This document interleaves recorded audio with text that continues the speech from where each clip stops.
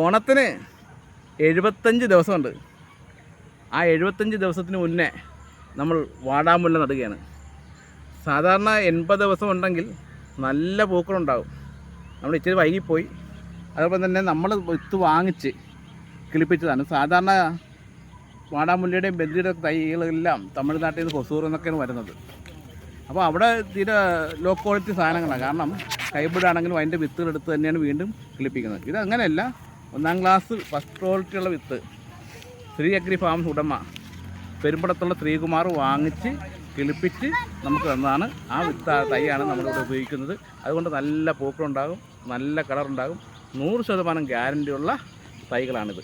അപ്പോൾ ആ തൈകളാണ് നമ്മൾ ഈ ഓണത്തെ വരവേൽക്കാൻ വേണ്ടി ഇവിടെ നടുന്നത്. അപ്പോൾ ഈ ഓണം നമുക്കെല്ലാം കൂടെ അടിച്ച് പൊളിക്കാം. 5000 വരുന്ന വാടാമുല്ലയും 35,000 വരുന്ന ബന്ദിയുമാണ് നമ്മൾ നടുന്നത്. അപ്പോൾ എല്ലാവർക്കും മുൻകൂട്ടി 75 ദിവസത്തിന് മുന്നേ ഉള്ള ഓണാശംസകൾ.